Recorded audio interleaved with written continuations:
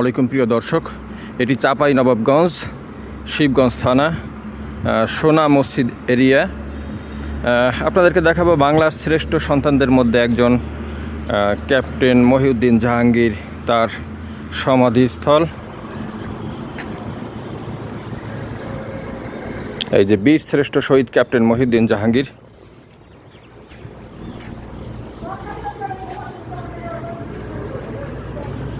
আসসালামু আলাইকুম আহলাল কবর।